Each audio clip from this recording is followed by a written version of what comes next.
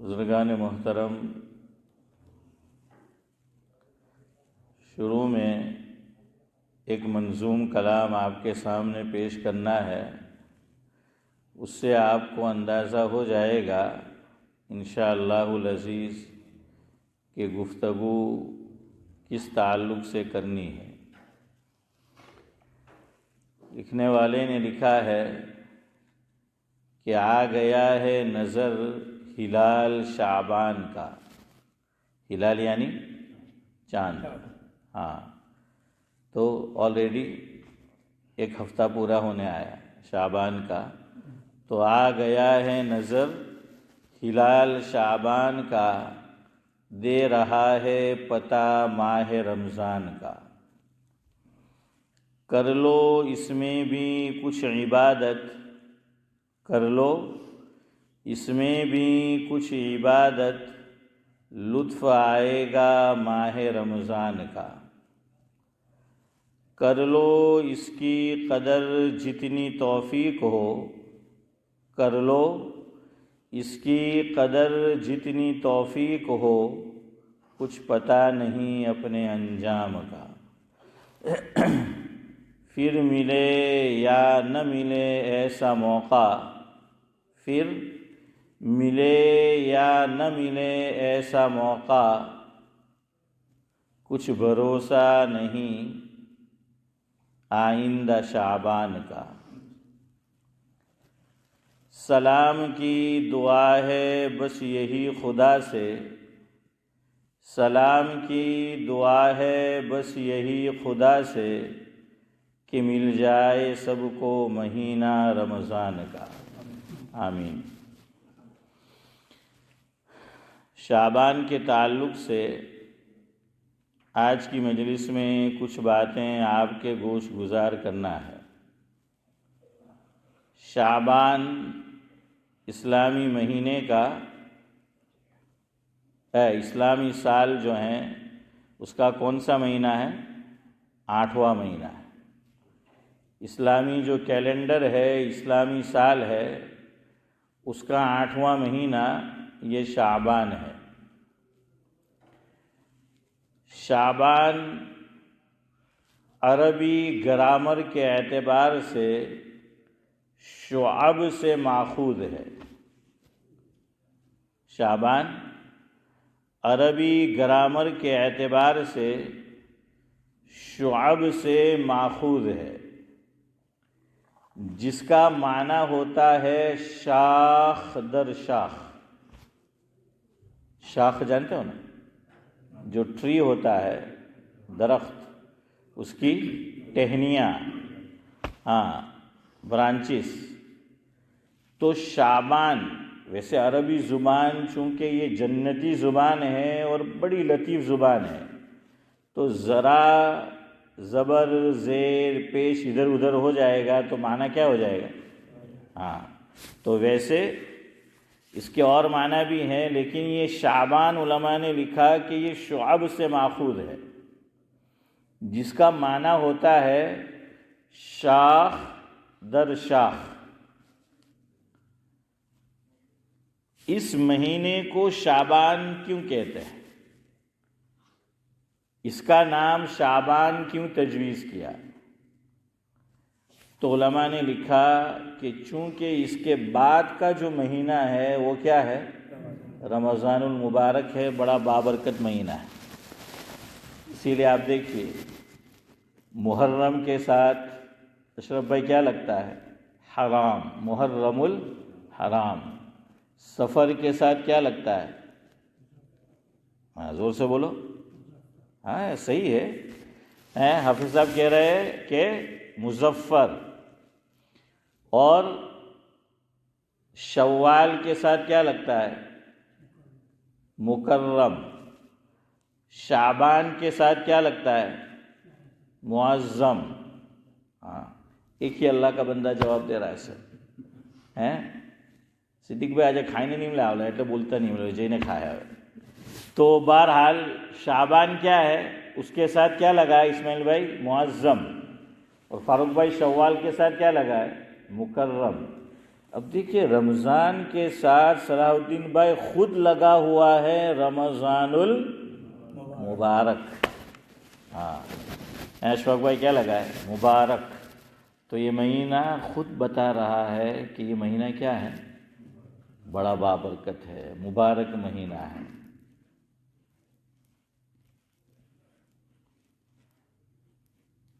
اب چونکہ یہ مبارک مہینہ ہے، شعبان کو اس سے قربت نصیب ہو گئی. محی الدین بھائی کیا ہو گئی؟ قربت. چودھری صاحب قربت کا کیا معنی ہے؟ ایک دم قریب، ہاں ایک دم کلوز، ویری کلوز. تو وہ ایک دم کلوز ہے اور اس کو قربت ہے. اور شوال کو بھی ہے. اس لیے دیکھیے دونوں کے ساتھ بھی لفظ لگ گیا شعبان المعظم. ہاں معظم، ہمارے حسین بھائی مرحوم امیر صاحب کا لڑکا ہے اشرف بھائی. تو شعبان المعظم. اور شوال کے ساتھ کیا لگا بھائی اکرم؟ مکرم.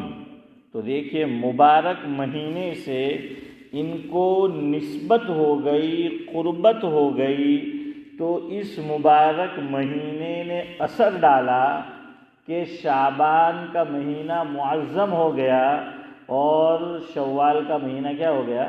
مکرم ہو گیا. تو میں یہ سمجھا رہا تھا آپ کو کہ شعبان کا معنی ہے شاخ در شاخ. تو علماء یہ لکھتے ہیں کہ اس مہینے میں خیر و برکت کی شاخیں پھوٹتی ہیں. اس مہینے میں کیا ہے؟ خیر و برکت کی شاخیں پھوٹتی ہے، اس لیے اس کا نام ہوا شعبان. اب وقت رہا تو آپ کو انشاءاللہ بتائیں گے کہ اس مہینے میں کیا خیر و برکت کی شاخیں پھوٹتی ہے. تو اس کا نام شعبان اس لیے ہیں کہ خیر و برکت کی شاخیں اس مہینے میں پھوٹتی ہیں، اس لیے اس کا نام شعبان ہوا. اور آدمی خیر کے اور بھلائی کے، نیکی کے کام کرے گا اس مہینے میں، تو جو شاخ ہے، جو ٹری ہے، جو درخت ہے، تو اس کی شاخوں میں کیا ہوتا چلا جائے گا؟ اضافہ ہوتا چلا جائے گا، بڑھوتری یہ ہوتی چلی جائے گی. اس لیے اس مہینے کا نام ہوا شعبان. اب دیکھیے اس میں فضیلت آئی ہے رمضان مبارک کی وجہ سے، یاد رکھنا ہے. شعبان میں فضیلت آئی کس کی وجہ سے؟ رمضان المبارک کی وجہ سے. اور شوال اس میں بھی فضیلت آئی رمضان المبارک کی وجہ سے. کہ شعبان علماء نے لکھا کہ رمضان المبارک کا مقدمہ ہے. کیا ہے؟ مقدمہ ہے. مقدمہ جانتے ہو کیا؟ کوئی چیز ہونے والی ہو، جو اصل چیز ہے اس سے پہلے بھیج دینا کسی چیز کو. چلے میں آپ کو داغ دہلوی ایک شاعر گزرے ہیں، تو ان کا ایک منظوم کلام ہے، اس کے 2 شعر آپ کے سامنے رکھتا ہوں اور آپ کو سمجھانے کی کوشش کرتا ہوں کہ مقدمہ کیا ہے، وہ سمجھانے کی کوشش کرتا ہوں. ہمارے حضرت مولانا ابرار احمد صاحب دہلوی رحمۃ اللہ علیہ، جو میں دوسرا شعر پڑھوں گا وہ حضرت سنایا کرتے تھے، اور حضرت کے جو مواعظ چھپے ہوئے ہیں تو اس میں بھی وہ شعر موجود ہے، لیکن وہ شعر صحیح نہیں لکھا ہے کتابوں میں. مجھے یاد آیا اشفاق بھائی کہ جب میں 1989 میں عیسوی اعتبار سے غالباً خطیب الامت حضرت مولانا ابرار احمد صاحب دہلوی رحمۃ اللہ علیہ ہمارے پڑوس میں جو مسجد ہے مدینہ مسجد، وہاں پر حضرت کی تشریف آوری ہوئی تھی، اور سورہ یوسف کی تفسیر حضرت نے عوامی اعتبار سے عوامی انداز میں صدیق بھائی بیان کی تھی. آپ میں سے کوئی تھا 1989 میں؟ آپ آ گئے تھے شاید، یاد ہوگا آپ کو، کلیپٹن میں. تو میں اس کو قلم بند کر رہا تھا کیسٹ سے. گرین اسٹریٹ میں حافظ ابراہیم پٹیل جو مفکر اسلام حضرت مولانا عبداللہ صاحب کاپودروی رحمۃ اللہ علیہ کے صاحبزادے ہیں. تو میں حضرت سے تقریض لکھوانے کے لیے گیا. تقریض مجھے پتہ چلا، ہمارے ایک بزرگ ہے حضرت مولانا عبدالرؤوف صاحب صوفی لاجپوری باٹلی میں دامن برکاتہم العالیہ، تو حضرت سے انہوں نے پڑھا ہے. مجھے کہا کہ جا تو کہ حضرت کے ساتھ مولانا ابرار صاحب دہلوی رحمۃ اللہ علیہ کا بھی بڑا تعلق تھا، تو تقریض لکھوا لے. میں پہنچا ان کے گھر حافظ ابراہیم کے. میں جانتا تھا حافظ ابراہیم کو اس لیے کہ میں نے 6 مہینہ یہاں آنے سے پہلے صدیق بھائی امامت کی تھی. کہاں پر؟ پلاشد گروہ میں، ولی آدم مسجد میں. اس مسجد میں حافظ امتیاز جب تک ابن آدم ولی نہیں بنتا یا امامت نہیں کرا سکتا. تو اس لیے پہلے فاروق بھائی ہم کہاں ہو کر آئے ہیں؟ صلاح الدین بھائی صلاحیت پیدا کر کے آئے کہ ابن آدم ولی بن کر آئے پہلے. تو بہرحال ولی آدم مسجد میں تھا، تو وہ وہاں آتے تھے نماز پڑھنے کے لیے، تو میری جان پہچان وہاں ہوئی تھی. میں حاضر ہوا. وہ مولانا عیسیٰ منصوری، ہاں، تو وہ بھی موجود تھے جب میں گیا تھا وہاں پر. تو حضرت بیمار تھے. دیکھیے بڑے لوگوں کی بات بڑی ہوتی ہے، اللہ اکبر. بڑے ویسے ہی بڑے نہیں بنتے. ہم میں سے ہر آدمی چاہتا ہے کہ بڑا بنے، لیکن دل چھوٹا رکھتا ہے، دل تنگ ہے. بڑا جو ہوتا ہے نا اس کا دل بھی بڑا ہوتا ہے. چودھری صاحب اشرف بھائی، اس کے دل میں کیا ہوتی ہے؟ وسعت ہوتی ہے بڑوں کی. ہاں، وہ چھوٹوں کی حوصلہ افزائی کرتے ہیں. اب حضرت کو سخت بخار، مجھے تو نہیں معلوم کہ وہ بیمار ہے. میں پہنچ گیا، حضرت کو بخار تھا. مجھے پوچھا کہ کون، کہاں سے آئے؟ میں نے بتایا فلاں فلاں. کہا کیا کام ہے؟ تو میں نے حضرت مولانا عبدالرؤوف صاحب دامن برکاتہم العالیہ کا واسطہ دیا، نام لیا. کہا کہ حضرت میں حضرت مولانا ابرار احمد صاحب دہلوی رحمۃ اللہ علیہ نے 1989 میں جو سورہ یوسف کی تفسیر بیان کی تھی اس کو قلم بند کر رہا ہوں 2 بزرگوں کی فرمائش پر. مجھ سے 2 بزرگوں نے مجھے یہ کام سپرد کیا تھا.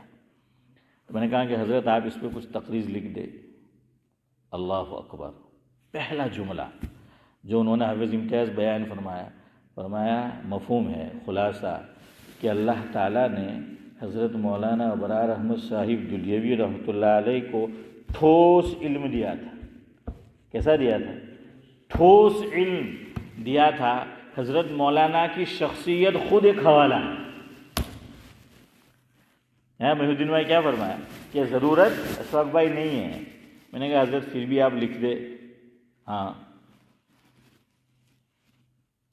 تو کہا کہ میری طبیعت ٹھیک نہیں ہے، ناساز ہے، میں بیمار ہوں. تو میں کچھ پیپر لے کے گیا تھا جو میں نے جمع کیا تھا، لکھا تھا. تو کہا کہ رکھ دو یہاں. میں نے رکھ دیا کہ وقت ملا تو دیکھ لوں گا. اور پھر ان کا انڈیا کا سفر بھی تھا یا کینیڈا کا، پتہ نہیں، میں بھول رہا ہوں. تو دوسرے ہی دن صدیق بھائی فون آ گیا ان کے بیٹے کا کہ والد صاحب نے تقریض لکھ دی ہے.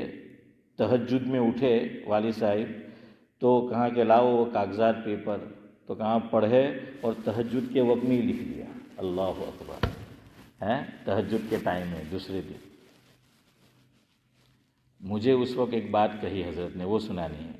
اور بھی کچھ باتیں کہی تھی، ان میں ایک بات کہا کہ بیٹا یہ ہمارے علماء بیانات میں جو اشعار پڑھتے ہیں نا بہت غلط سلط پڑھتے ہیں کہ یا انہوں نے صحیح پڑھا تو جو قلم بند کرتا ہے وہ صحیح نہیں لکھتا ہے. تو جب بھی کوئی شعر لکھو تو پہلے تحقیق کر لو کہ شعر صحیح ہے کہ نہیں. اب فاروق بھائی آپ اندازہ لگائیے، ہمارے بڑے، ہمارے اکابر جب اشعار میں ہمیں تحقیق کرنے کو کہہ رہے ہیں تو حدیث پاک کی تحقیق کتنی کرتے ہوں. اور ہم تو ہیں بھائی اکرم حدیث پاک دھڑا دھڑ ہم بیان کرتے ہیں اور شیئر کرتے ہیں.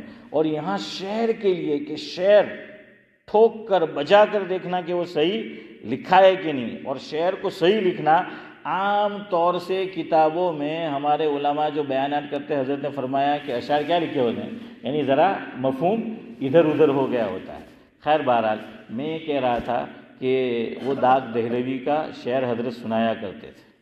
مقدمہ آپ کو سمجھا رہا ہوں، بات وہی سمجھانی ہے شعبان کی کہ اس میں خیر و برکت کیوں آئی، یہ مہینہ بھی خیر و برکت کا کیوں، خیر و برکت کی شاخیں کیوں پھوٹتی ہیں، وہ آپ کو بتانا ہے. تو داغ دہلوی کا ایک کلام ہے، وہ یہاں سے شروع کرتے ہیں: خاطر سے یا لحاظ سے میں مان تو گیا. داغ دہلوی نے لکھا کہ خاطر سے یا لحاظ سے میں مان تو گیا، جھوٹی قسم سے آپ کا ایمان تو گیا. سمجھ رہے ہیں؟ یعنی تم نے جھوٹی قسم کھائی، مجھے پتہ ہے کہ تم اپنی بات میں کیا ہو، جھوٹے ہو، لیکن میں نے خاطر اور لحاظ سے بات کو کیا کر لیا ہے صدیق بھائی کہ آپ کے نام میں صداقت ہے تو مان لیا ہے. لیکن تم نے جھوٹی قسم کھائی تو تمہارا کیا گیا، ایمان تو گیا. خاطر سے یا لحاظ سے میں مان تو گیا، جھوٹی قسم سے آپ کا ایمان تو گیا. پھر یہ مقدمہ آخری شعر ہے داغ دہلوی کے کلام کا. وہ لکھتے ہیں: ہوش و حواس تاب و توا داغ جا چکے. میں سمجھاؤں گا کیا کہنا چاہتے ہیں. ہوش و حواس تاب و تواں داغ جا چکے، اب ہم بھی جانے والے ہیں، ساما تو گیا. مقدمہ کہ وہ تو گیا، اب ہم بھی جانے والے ہیں. کیا کہنا چاہتے ہیں کہ جب بوڑھاپا آتا ہے تو اس کی نشانی اور علامت اسماعیل بھائی یہ ہے کہ دانت گرنا شروع ہو جاتے ہیں. 32 کیا ہونا شروع ہوتے ہیں، 31 30 29 ہیں. دانت کیا ہے، ٹوٹ گیا، دانت جانے لگے. کانوں کی سنوائی یعنی بہراپن آنے لگا کہ نارمل جو سنتا تھا اس میں فاروق بھائی کیا آنے لگی، کمی آنے لگی. ناک بہتی ہی رہتی ہے. ہمارے حضرت اس کو یوں تعبیر کرتے تھے محمد حسین صاحب کہ جب آدمی بوڑھاپا آتا ہے تو کیا ہوتا ہے پتہ ہے، کہاں کہ ناگپور میں سیلاب اور کانپور میں ہڑتال. یہ اشرف بھائی نشانی ہے کیا بوڑھاپا آ گیا. کیا نشانی چودھری صاحب، کانپور میں ہڑتال، یعنی سنائی نہیں دیتا برابر جیسا سنائی دینا ہے. اور ناگپور میں ناک سیلاب کہ ناک کیا ہوتی ہے، بہتی رہتی ہے. ہاں، اور دانت وہ گر چکے جو ہیں وہ ہوتے ہیں. تو فرمایا کہ یہ تو داغ کہتے ہیں کہ اب ہم بھی اللہ کے پاس جانے والے ہیں. دانت ٹوٹنا، کانوں سے برابر سنائی نہ دینا یا نہ سنائی دینا، اسی طریقے سے ناک کا بہتے رہنا. اور اروند کیجریوال کہ جب وہ پہلی مرتبہ دہلی کا کیا ہے منسٹر بن کے آیا، منتری، اتنا کھانستا تھا کہ اللہ کی پناہ ہے. تو کھانسی پہ کھانسی کیا ہے، یہ سب کس کی نشانی ہے. હવે કોઈને ખાંસી આવતી હોય તો નહીં કરે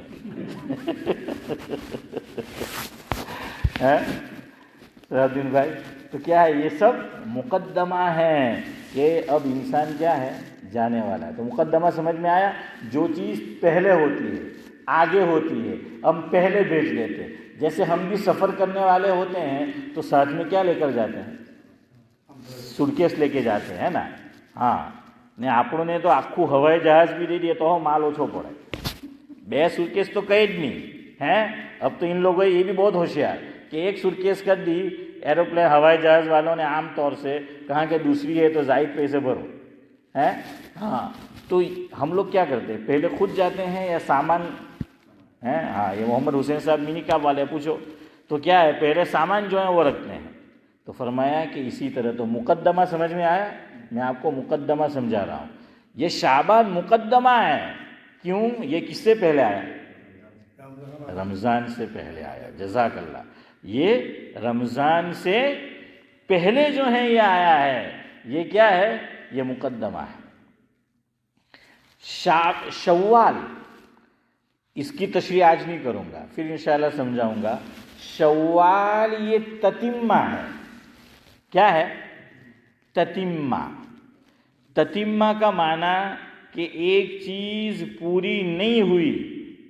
جیسے ایک ضمیمہ ہوتا ہے، جو کتابیں لکھتے ہیں مصنف جو ہوتے ہیں وہ جانتے ہیں، تو ایک ضمیمہ ہوتا ہے، اسی طرح ایک تتمہ ہے. مثال لے لیجئے، ظہر کے بعد کتنی رکعت سنت ہے؟ 2. ہاں یار جواب دو.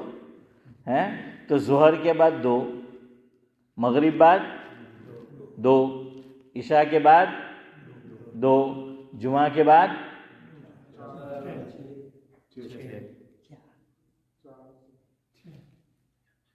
لاک کر دیا جائے. فائنل. چلو بات نکلی ہے تو سن لو، مسئلہ کبھی آپ کو زندگی میں کام آئے گا، اگر جلدی میں ہوں گے تو بات آئی. تو جمعہ کے بعد صرف 2 رکعت بھی پڑھ لی تو سنت ادا ہو گئی. صرف 2. صرف 4 پڑھے تب بھی ادا ہو گئی. اچھا اور افضل یہ ہے کہ 6 پڑھو. میں آپ کو کوئی تشکیل نہیں کر رہا ہے، یاد رکھو اشفاق بھائی، اور کوئی یہ نہیں کہ آپ ایسا کرو، لیکن کبھی سنی ہوئی بات ہے، کام آئے گی آپ کو. اور یہ کہ کبھی ہم نے کسی امام صاحب کو خاص طور سے جمعہ کے بعد 2 پڑھ کے چلے گئے یا 4 تو ہمیں بدگمانی نہیں ہوگی، سنت بھی نہیں پڑھ پائیں گے. پوری سنت بھی ہے کہ امام تھے نا ہم نہیں پڑھ پائیں گے. تو اس لیے سنو. چلو اس پہ آپ کو میں ایک حوالہ دے دیتا ہوں. جس شخصیت کو ہم سب جانتے ہیں اور اللہ تعالیٰ نے بڑے علوم سے نوازا تھا، حضرت مولانا مفتی سعید احمد صاحب پالن پوری نور اللہ مرقدہ. حضرت نے اپنا معمول ذکر کیا ہے. میں نے ایک کتاب لکھی ہے جس کا نام ہے گلدستہ سعید. حضرت مفتی سعید احمد صاحب پالن پوری رحمۃ اللہ علیہ ہماری مسجد میں کب تشریف لائے اور کتنے سال آئے اور کس طرح حضرت کا پروگرام رہتا تھا، خیر وہ سب باتیں بیان کی ہیں. تو 2 حصے چھپ چکے ہیں، تیسرے پہ میں نے کچھ کام کیا ہے، ابھی مکمل نہیں ہوا ہے، اس میں ہے یہ بات. حضرت نے یہ فرمایا کہ میرا معمول یہ ہے کہ اگر میں جمعہ کی نماز کے بعد جمعہ کی سنت مسجد میں پڑھتا ہوں تو 4 پڑھتا ہوں. کتنی پڑھتا ہوں؟ 4 پڑھتا ہوں. اور اگر میں جمعہ کے دن جمعہ کی نماز ادا کر کے سیدھا میں گھر چلا جاتا ہوں تو میں 4 نہیں پڑھتا، میں 2 پڑھتا ہوں. اس میں بھی راز ہے کہ مسجد میں کیوں 4 اور گھر پہ کیوں 2. اللہ اکبر. ہے نا، وہی بڑے لوگوں کی نظر بڑی ہوتی ہے. پھر حضرت نے اس میں یہ بھی فرمایا کہ میں نے مدینہ مسجد کلیپٹن میں نماز پڑھی جمعہ کی. جمعہ کے بعد میں نے کلیپٹن مسجد کے صدر امام اور دارالعلوم لندن کے شیخ الحدیث حضرت مولانا مفتی عمر فاروق صاحب لوہاروی دامت برکاتہم العالیہ کو دیکھا. میں نے نہیں، حضرت مفتی صاحب نے. حضرت نے خود یہ فرمایا کہ میرے پڑوس میں مفتی عمر فاروق صاحب نے جمعہ کے بعد کی سنت پڑھی تو انہوں نے 2 پڑھی، 4 نہیں پڑھی. کتنی پڑھی؟ 2. حضرت کے سامنے کہ 2 پڑھی. اچھا انہوں نے پڑھی وہ صحیح ہے، کیوں؟ امامت انہوں نے خود کروائی تھی. وہ حضرت جو مسجد میں 4 پڑھتے تھے، گھر 2، چونکہ وہ امام نہیں تھے، مقتدی تھے. اشفاق بھائی سمجھ رہے ہیں میں کیا کہنا چاہتا ہوں؟ یہاں یہ خود امام ہیں تو اس لیے کوئی مسئلہ نہیں. حضرت نے فرمایا کہ میں نے مفتی سعید احمد صاحب پالن پوری رحمۃ اللہ علیہ فرماتے ہیں کہ مفتی عمر فاروق صاحب لوہاروی دامت برکاتہم العالیہ کو دیکھا کہ انہوں نے 4 نہیں پڑھی، 2 پڑھی. میرے جیسا ڈوڈایا ہوتا تو حضرت کے بازو میں جا کر کہتا کہ مفتی صاحب ہمیں ڈھول کی 4ویں جگہ بیت پڑھی تھے. صدیق بھائی، ہاں ڈوڈایا وہ آپ اس لیے بڑا آدمی جب کوئی کام کرتا ہے تو ذرا سنبھل جانے کا، اور سوال بھی کرو تو انداز ایسا اختیار نہیں کرنے کا کہ یوں کہا جا رہا ہو کہ آپ نے غلطی کی ہو، انداز ایسا ہونا چاہیے کہ جس سے سانپ بھی یعنی سمجھانے کے لیے، پتہ نہیں یہ مثال یہاں محاورہ فٹ بیٹھتا ہے کہ نہیں، لیکن بہرحال وہ کہ کام بھی ہو جائے، میسیج بھی پہنچ جائے، جیسے حدیث میں ہے۔ اللہ اکبر، صحابہ کرام کا ادب دیکھیے۔ ایک مرتبہ آپ صلی اللہ علیہ وسلم، دیکھیے حضور صلی اللہ علیہ وسلم سے دونوں باتیں ہوئی ہیں کہ 4 رکعت والی نماز حضور نے 3 بھی پڑھا دی ہے، اور 4 والی اشرف بھائی کتنی پڑھا دی ہے؟ 5 بھی پڑھا دی ہے۔ اس لیے اللہ اکبر، امام احمد بن حنبل رحمۃ اللہ علیہ ائمہ اربعہ میں سے، بڑی عجیب و غریب ان کی تحقیق ہے اور ان کا مسلک ہے۔ خیر چلے وہ پھر کسی موقع پر آپ کو سمجھائیں گے۔ بڑی ان کا مسلک مجھے بڑا پسند آیا کہ سجدہ سہو کب کرنا ہے، سلام سے پہلے کرنا ہے یا بعد کرنا ہے۔ خیر میں یہ کہہ رہا تھا کہ آپ صلی اللہ علیہ وسلم سے بھی ایسا ہوا ہے، غلطی ہوئی ہے کہ 4 کی کتنی پڑھا دی؟ 3 پڑھا دی، اور 4 کی کبھی کیا پڑھا دی؟ 5 رکعت جو ہیں وہ پڑھا دیے۔ ایک صحابی جن کا نام عبداللہ لکھا ہے کتابوں میں، آگے بھی ان کا نام ہے، تو بہرحال انہوں نے کتنا پیارا سوال کیا حضرت سے۔ یہ نہیں فرمایا کہ حضرت آپ نے غلطی کی، آپ نے مسٹیک کی، آپ نے کم رکعتیں پڑھا دی۔ ہاں، ہمارے شیخ زمن ایک امام صاحب کا وضو ٹوٹ گیا تھا کسی وجہ سے یہاں پر ہمارے مصلی پہ، تو انہوں نے نماز توڑ دی، ایسا ہی السلام علیکم یہی کرنا ہے، تو بڑے میاں پوچھ رہے اے بتاؤ کیوں توڑی؟ اے بھائی ہاں سن لو، نہ مجھے سوال کرنے کی اجازت ہے نہ آپ کو۔ فقہا نے لکھا کوئی وجہ ہو، نماز وضو ٹوٹ گیا، کہاں انگلی رکھ دو؟ ناک پر رکھ دو اور چلے جاؤ۔ ایک میسیج تو اس کو خود ہے کہ بھائی شرما شرمی مت کر، دین کا مسئلہ ہے، وضو ٹوٹ گیا ہے، سیدھا کیا کر، چلا جا۔ تیری ناک کیا محاورہ ہے؟ کٹ جائے گی، ہے نا بھائی، ناک نہیں کٹے گی۔ اور میں کہتا ہوں یہ حضرت شیخ کا ملفوظ ہے کہ ناک نہیں کٹے گی، اور مخمل میں میرا پیوند ہے ٹاٹ ہے، تو مقتدیوں کو میسیج ہے چپ ہے، کیا ہے؟ چپ، امام سے سوال نہیں کریں گے۔ ہاں، یہ معاملہ بھی حضور صلی اللہ علیہ وسلم کے ساتھ پیش آیا ہے۔ اللہ اکبر، حدیث میں، صحیح حدیث میں، آپ اندازہ لگائیے، ہم لوگ ہوتے تو پتہ نہیں کیا سے کیا کر دیتے۔ آپ صلی اللہ علیہ وسلم پر غسل فرض ہو گیا تھا، اور حضور کو یاد نہیں رہا کہ غسل فرض ہو چکا ہے۔ ویسے حضرت کی عادت مبارکہ یہ تھی کہ اگر وضو فوراً نہیں کر سکتے تو کیا کر لیتے تھے؟ تیمم کر لیتے تھے۔ لیکن یہ امت کے سامنے مسئلہ بیان کرنا تھا عملی طور پر، اور حضرت کا مکان تو بالکل جیسے سمجھانے کے لیے کہ یہ جو سینٹر کی طرف ڈور کھلتا ہے ہماری مسجد میں، ایک پاؤں کہاں ہوتا ہے ہمارا؟ مسجد میں، اور دوسرا سینٹر میں۔ تو حضرت کا مکان بھی صدیق بھائی کیسا تھا؟ ایک مسجد نبوی میں، اور دوسرا پیر کہاں پر؟ اپنے مکان میں۔ ایک بیت اللہ میں، دوسرا بیت نبوی میں ہے، تو وہاں جو ہے وہ ہوتا تھا۔ حضرت نے نماز شروع کرا دی مصلی پر آ کر، آپ صلی اللہ علیہ وسلم نے، اور پھر نماز توڑ دی۔ کیوں؟ غسل فرض ہو چکا تھا، حضرت بھول گئے، اور پھر غسل کیا، اور غسل کرا کر پھر امامت کرائی۔ صحابہ کرام کیا ہے؟ راہ دیکھتے رہے۔ ناپڑتانوں کو امام ہوتے تو مول صاحب હવે આવતા ન કે નારી બાની ગેરજ પડે હે ને એમ કહેતે કે હવે યાર બહુ થઈ ગયું તમે, એમ કે હવે તમે કાયમ માટે ચાલે જાવ, એમ કે તમે નહીં આવે તો બી ચાલે ہیں۔ محمد حسین صاحب گجراتی سمجھ آتی ہے؟ ہاں آتی ہو جائے گی آپ کو، کوئی بات نہیں، ہم یہاں بولتے ہیں گجراتی بھی اس میں۔ تو بہرحال ویسے خلیل دھنتیجوی کا فاروق بھائی شعر ہے کہ જેને વાત મારી સમજાતી નથી, જેને વાત મારી સમજાતી નથી, એ કંઈ પણ હોય ગુજરાતી નથી। تو خیر بہرحال میں کیا کہہ رہا تھا آپ کو ہیں؟ 3 رکعت یا 5 رکعت کہ حضور سے بھی کیا ہے وقت ہو گیا ہے کہ اس میں گلے ہاں جزاک اللہ یاد آیا. وہ صحابی نے سوال کیا حضرت آپ پر کوئی وحی آئی ہے کیا نماز میں کوئی کمی بیشی ہو گئی ہے؟ حضور کا دماغ چلا گیا متوجہ ہو گیا کہ کیا کہنا چاہتے ہیں کہ نماز میں نے کیا کر دی ہے. لیکن یہ نہیں کہا.